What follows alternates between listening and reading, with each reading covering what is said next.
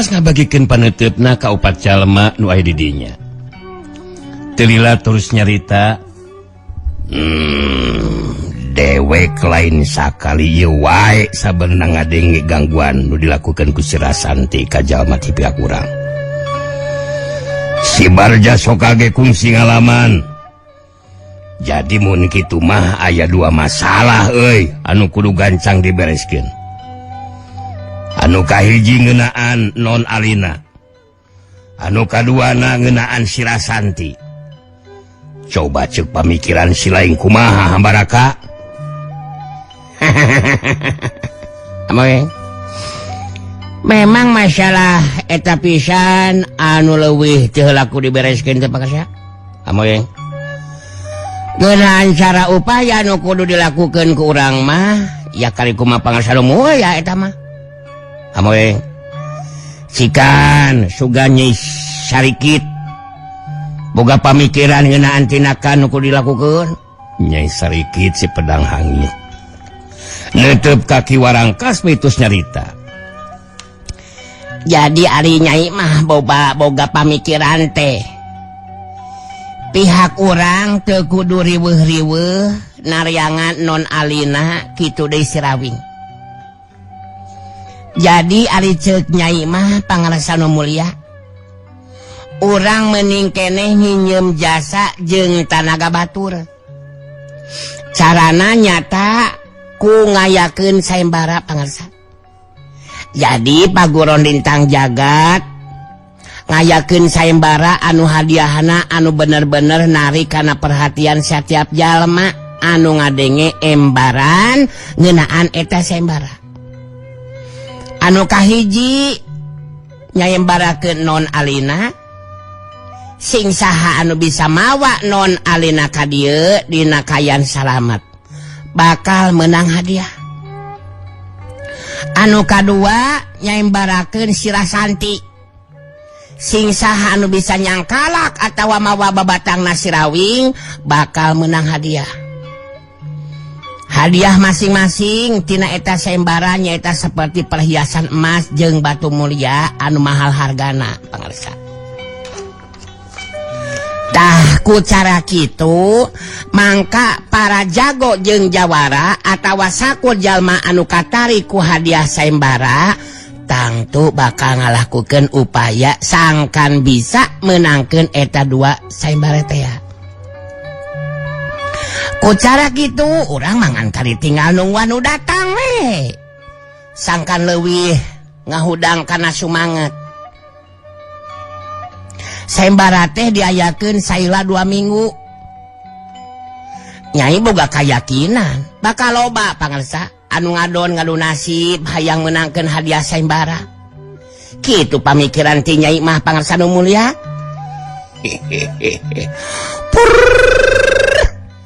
Belah otak si laing encer oge sarikit euy. Eta pamikiran si laing kaharti sarta bisa ditarima ku dewek. Perkara ngeunaan hadiah sayembara dina seunna bener aya anu bisa menangkeun sayembara mah teu sarua jeung nu dijanjikeun ge.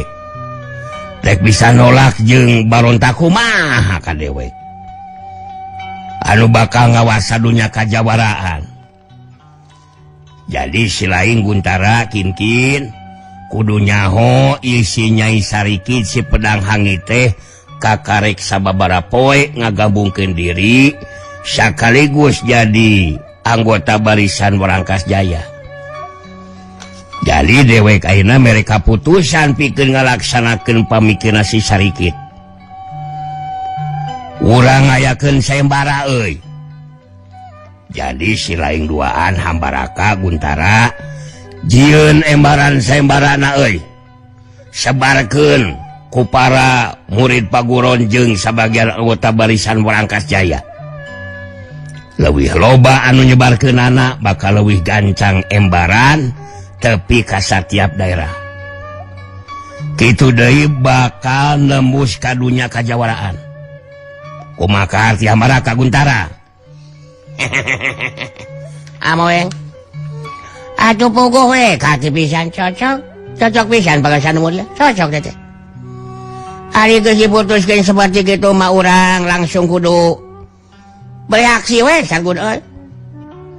Jadi geus sayambarakeun kieu mah urang teh geus teu kudu mikiran deui non alina jeung merenan si Rasanti. Amoy.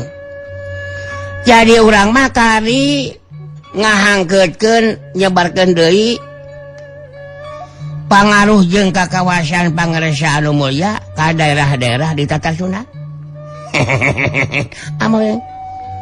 Punten ya. Aya naon sih Raing? Punten. Aya nu masih kene penasaran ieu teh. Janten punten we ayeuna ku abdi ditaroskeun ka Pangarsa Nu Mulya. Ngeunaan Jakawanara ieu teh.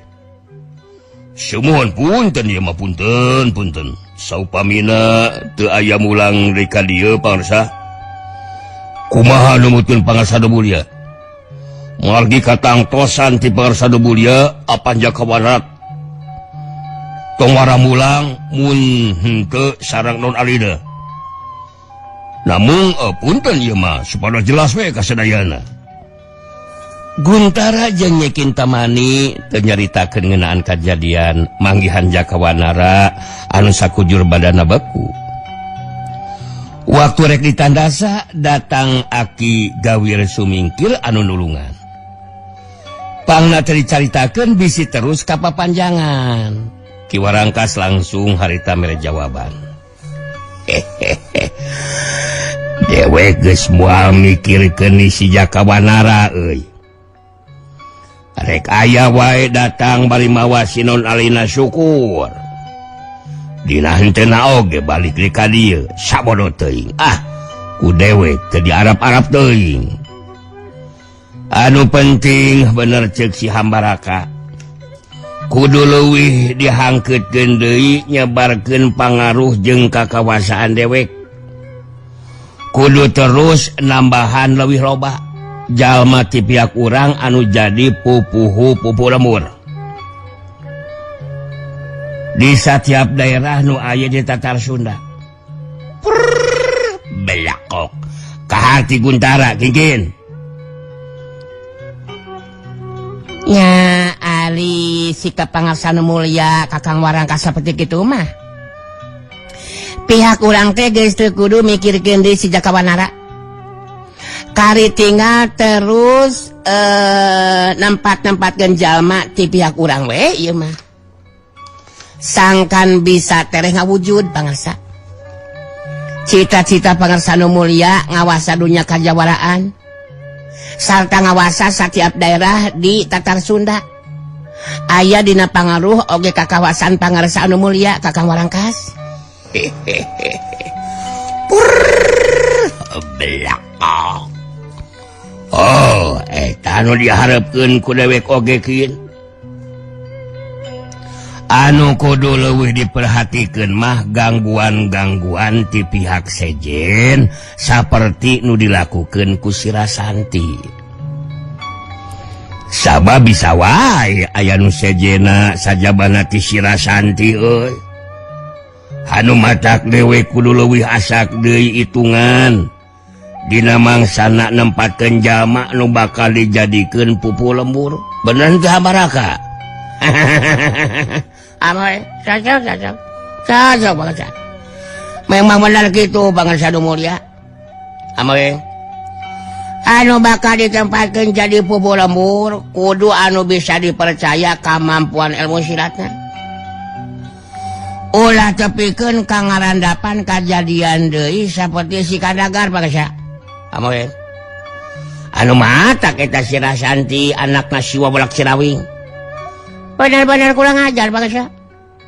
Geus wani nyieun masalah jeung pihak urang. Amoy. Jadi ayeuna mah urang nyieun embaran jeung ngemprak jalma atawa ngeprak jalma pikeun nyebarkeunana. Sargun. Jadi kula jeung si Sargun rek ngalaksanakeun tugas yeuh Pangarsa Nu Mulya. Mangkelanan Hambaraka montong waka ini tuluy sia teh. Sakedeung deui bakal aya 2 urang jalma anu datang. karep hayang tarung ngalawanan dewek euy. Hayangnya urang Bandungan mampu moal si Jari Sakti jeung si Jenggala ngungkulan ajen pangartina. Mangkeluk lu ayeuna datang ka dieu. Belakang. Dewek jadi penasaran euy. Caritan Ki Warangkas teu nyalahan. Sabab harita dua urang jalma teh tayalian ti Embah Segarawa anu geus pulih kakuatanana dibaturan ku Ki Jarungkung si Bangosetan. Ngarasa geus mampu ngungkulan ajem pangartina Jakawanara jago kapercayan Ki Warangkas. Harita Embah Segarawa jadi penasaran hayang tarung hayunan Ki Warangkas. Kadatangan Embah Segarawa jeung Ki Jarungkung dibagiakeun ku si Jari Sakti jeung Ki Jenggala si Jamparing Gaib anu diparentahkeun ku Ki Warangkas pikeun ngagantikeun Jakawanara. Ki Jarungkung si Bangosetan nu harita ngawanohkeun dirina. Si laing duaan nu narima kadatangan dewek duaan kudu nyaho. Dewek Ki Jarungkung si Bangosetan. Ieu lanceuk dewek lah Embah Segarawa. Sabalikna si laing duaan saha ieu teh? Si Jari Sakti nu harita ngajawab. Kuring nelah si Jari Sakti. Saha? Si Jari Sakti. Ieu Ki Jenggala si Jamparing Gaib. Kuring duaan memang anu boga pancen pikeun narima tamu anu datang. Jelaskeun naon maksud kedatangan andi kaduaan dina waktu ayeuna teh? Embah Segarawa bangun anu geus teu sabar hayang geura tarung ngalawanan Ki Warangkas siga nama. Harita bari ngabagikeun paneuteup ka si Jari Sakti jeung Ki Jenggala tos carita. Bejakeun ku si laing duaan ka si Warangkas. Dewek geus mampu ngungkulan acen pangartina si Jakawanara. Jago kapercayana si Warangkas. Dibekukeun kawas es ku dewek sakujur badana. Jadi dewek datang ka dieu rek nyumponan. Kana katang tuan. Sing saha anu bisa ngelekeun si Jakawanara boga hak pikeun tarung ngalawanan si Warangkas. Jadi geus teu kudu loba ngomong jeung tatanya sagarupa. Leuwih hade si Warangkas gancang sila kaluar. Tarung jeung dewek si Segarawa gitu. Ki Jenggala si Jamparing Gaib ningali sikap jeung ngadenge caitan Embah Segarawa jadi kasinggung. Sabab Embah Segarawa bangun anu teu ngajenan ka manehna jeung si Jari Sakti. Bari neuteup seukeut ka Embah Segarawa harita Ki Jenggala tos carita. Teu kudu ngumar caitan sarta nyombongkeun diri Embah Segarawa. Sabeme tarung ngayunan pangarsa nu mulia. Si laing kudu bisa ngungkulan heula acin pangati dewek. Eta katang tuan lumaku dina waktu ayeuna. Embah Segarawa ngaret ka Ki Jarungkung si Bangosetan bae tos carita. Asok bulur si laing grongkong. Dewek bakal dibuktikan ka ieu dua mangkeluk. Kumaha hebatna jeung kakuatan ilmu dewek. Si laing geus teu kudu ngomong deui, langsung bener. Dewek geus teu sabar hayang geura tarung ngalawan si Warangkas. Ki Jarungkung si Bangosetan geus teu loba dicarita, harita terus ngacurat mulu ka tempat anu rada anggang. Mbah Segarawa ngabagikeun paneuteupeuna ka Ki Jenggala jeung si Jari Sakti beritus carita. Si laing duaan geus montong maju saurang-saurang, hasok maju duanana sakalian. Dewek moal make kudul lila arobohkeun mangkluk luar kawas si laing. Ki Jenggala si Jamparing Gaib ngareret ka si Jari Sakti. Nu direret ngarti Ki Jenggala anu bakal ngayunan Embah Segarawa. Jurelat. Si Jari Sakti ngajurelat ke tempat nu rada anggang. Ki Jenggala si Jamparing Gaib ngabangun pasangan. Sayaga diri pikeun maju narajang. musurkeun panetepna kanu lawan bari nyarita Silai bontong waka nyomokeun diri Mbah Segarawa tarungeunnan dewek ge can langsung Silai bab kukulan aja pangsi dewek geuleuh kemampuan Silai moal aya nanaonan cengal cukup ku sababaraga perakan Silai bisa dirupuhkeun ku dewek Silai benar-benar nganggap enteng ka dewek tanah sia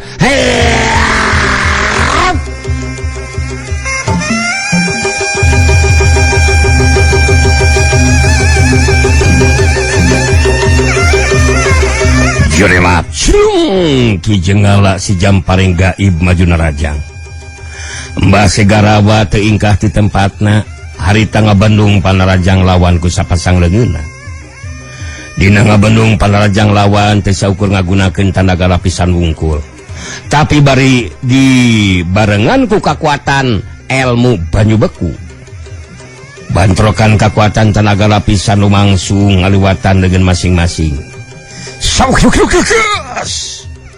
jaligdeug Ki Jenggala si Jamparing gaib ngadaligdeug kadorong munur ka tukang sedengkeun Mbah Segarawa saukur ngageser saeutik sukuna Ki Jenggala gancang mancukeun di tangtunganana dibarengan ku kakakit sabab sapasang leungeunna anu bantrok jeung sapasang leungeun lawan jadi karasa baal pangaruh kekuatan ilmu banyu beku anu nembus kana kulit jeung daging katutulangna sadar nu lawan mibana kekuatan tanaga lapisan anu leuwih punjul harita Ki Jenggala si Jamparing gaib langsung nangtukeun sikapna pikeun ngagunakeun kekuatan ilmu andalanana nyata ilmu Jamparing gaib tapi samemeh Ki Jenggala bisa ngagunakeun ilmu andalanana harita Mbah Segarawa miheulaan raja ngagunakeun ilmu khas talam hitam tanpa ingkah di tempatna Mbah Segarawa nyarita semenua gero dadahku Silai Jenggala khas talam hitam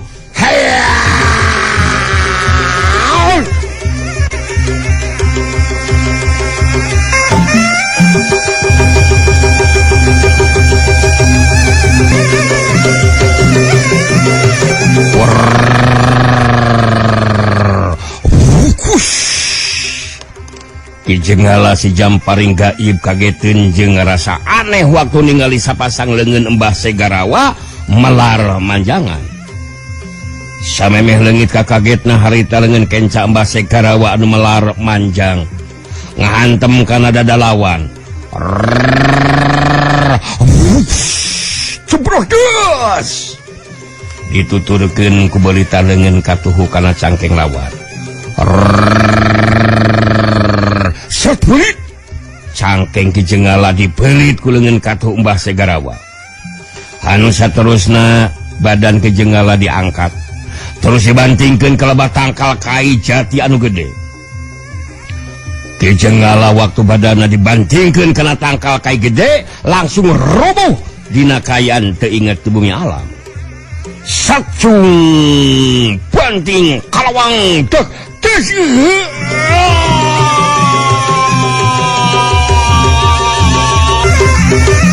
Ki Jenggala rubuh dina kayaan nyangigir tur kapaehan ningali kana kajadian anu lumangsung puguh we si Jari Sakti kageteun saukur ku sababaraga perakan Ki Jenggala si Jamparing gaib geus bisa dirubuhkeun ku Mbah Segarawa jurelat celegedeg si Jari Sakti mancu dina tangtunganana di hareupeun Mbah Segarawa bari musirkeun panetepna ka si Jari Sakti harita Mbah Segarawa nyarita kadeleh ku Silai Jari Sakti caritaan dewek geus dibuktikeun pikeun ngarubuhkeun si Jenggala cukup kudua geprakan Silai jeung si Jenggala lain tandingan dewek woi leuwih hade siwa rangkas gancang sina kaluar tarung jeung dewek si Jari Sakti malas titipan lawan betus carita kemampuan Andika memang hebat Mbah Segarawa bisa jadi kuring lain tandingan Andika tapi kuring boga tanggung jawab pikeun nyimbangan kemampuan Andika bontong loba bacot sia Hasok maju narajang silain jadi sakti hade kuring bakal narajang hayya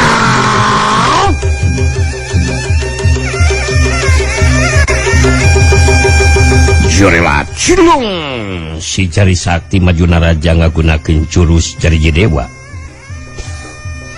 tapi Mbah Segarawa tetep teu ingkah di tempatna Panarajang si jari sakti dipelung ku sapasang leungeunna sauhyuk lukas si jari sakti panarasaran ngagunakeun ilmu totokna tapi sakujur badan Mbah Segarawa anu nebarkeun kakuatan hawa tiis teu mampu ditembus ku ilmu totokna syat tak si jari sakti kageteun padahal dina ngagunakeun totokan teh dibarengan ku kakuatan talaga lapisan meh sapinuhna taca leungit kakagetna harita Mbah Segarawa ngalakukeun panarajang balesan leungeun katu Mbah Segarawa ngahantem kana dada lawan geus teu sempet disingkahan si jari sakti ngagero kaget bari nahan ka nyeri tapi si jari sakti gancang mancukeun tangtunganana geus teu micieun di waktu langsung narajang ngagunakeun jurus pedang tanpa wujud shoot ser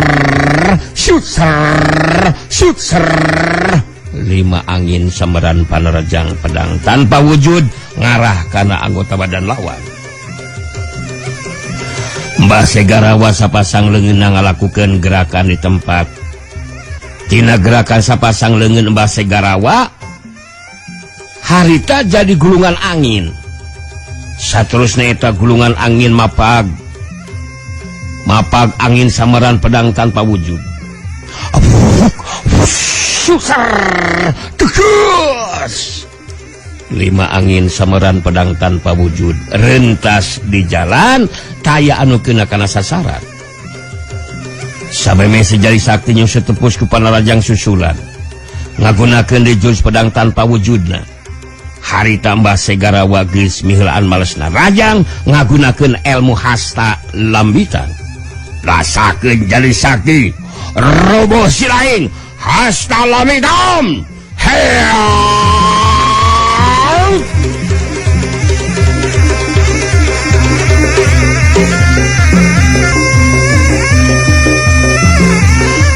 Mbah Segarawa dina kayaan teu ingkah di tempatna ngagunakeun ilmu hasta lambitan ningali sapasang leungeun lawan bisa melar jeung manjangan si jari sakti geus rekan jorelat tingkahan panarajang lawan tapi gerakanana eleh cepet ku datangna sapasang leungeun Mbah Segarawa anu ngapeulit kana badan jeung pingping lawan set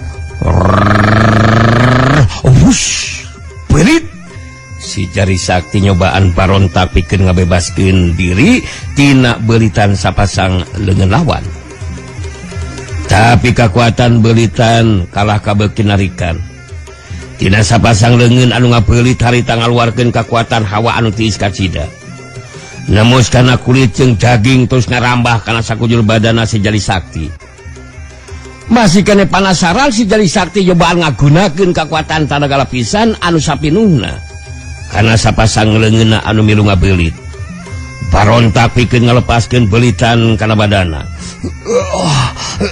lepas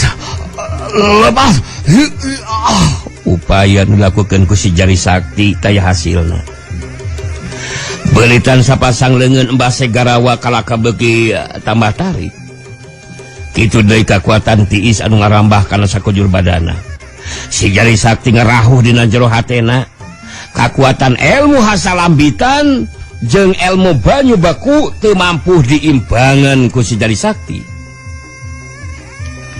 bisa karasa ku si jari sakti kakuatan hawa tiis anu ngarambah kana sakujur badana ngajadikeun sakujur badana jadi asa beku sedengkeun ki warangkas jeung kabeh anu tadi ngariung ditepas geus pada kaluar ti jero imah waktu kayaan si jari sakti geus aya dina beuritan sapasang leungeun Mbah Segarawa ningali kana eta kayaan haita ki hambaraka ngareret ka warangkas atau ki warangkas bae nyarita